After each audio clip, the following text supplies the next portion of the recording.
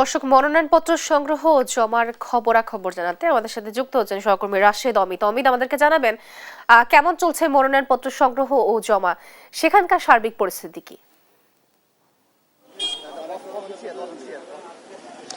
সেটি হচ্ছে যে আসলে এখানটাতে বেশ বলা যায় যে উৎসবমুখর পরিবেশেই কিন্তু অনেকটা মনোনয়নপত্র জমা দিতে আসছে অনেকেই। এবং হচ্ছে এর আগে সকালে কিন্তু হচ্ছে বিএনপির ভারপ্রাপ্ত চেয়ারপারসন ভারপ্রাপ্ত চেয়ারম্যান তারেক রহমান তিনি কিন্তু আসলে এখানে তার প্রতিনিধির মাধ্যমে কিন্তু তিনি হচ্ছে তার মনোনয়নপত্র সংগ্রহ করেছে ঢাকার 17 আসনের, এবং তার পক্ষ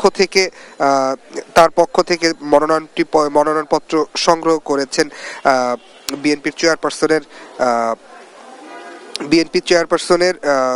বিএনপি চেয়ারপারসনের যে একান্ত সচিব আছেন তিনি তার পক্ষে আসলে হচ্ছে মনোনয়নপত্রটি সংগ্রহ করেছেন, এবং তার মনোনয়নপত্রে সকালবেলা তিনি এসে নিয়েছেন এবং ঢাকা 17 আসন, যেটি গুলশান, বনানী এবং বারিধারার মতো অভিজাত এলাকার এটি বলা মানে সেই আসন থেকে তিনি হচ্ছে আসলে দাঁড়িয়েছেন, এবং তার পক্ষে হচ্ছে মনোনয়নপত্র সংগ্রহ করেছেন ABM আব্দুস সাত্তার।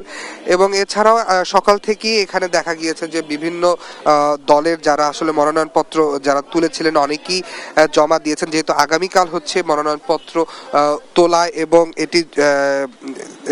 মনোনয়নপত্র তোলা এবং জমা দেওয়ার হচ্ছে শেষ দিন। তো যে কারণে অনেকটাই বলা যায় যে অনেকেই কিন্তু আসলে উৎসবমুখর পরিবেশে অনেকে আসলে মনোনয়নপত্র তুলতে এসেছেন, এবং অনেকেই হচ্ছে আবার মনোনয়নপত্র জমা দিতেও এসেছেন। তো এখানকার বর্তমান যে অবস্থা তাতে দেখা যাচ্ছে যে অনেকেই উৎসবমুখর পরিবেশে এই মনোনয়নপত্র হচ্ছে সংগ্রহ করেছেন, এবং অনেকেই মনোনয়নপত্র আবার জমা দিতেও এসেছেন। এছাড়াও হচ্ছে ঢাকা 13 আসন থেকে সাবেক ফুটবলার আমিনুল ইসলামও তিনিও কিন্তু মনোনয়নপত্র জমা দিতে আসবেন অল্প কিছুক্ষণের মধ্যে। এবং এই ছিল আমার কাছে এখানকার সর্বশেষ তথ্য।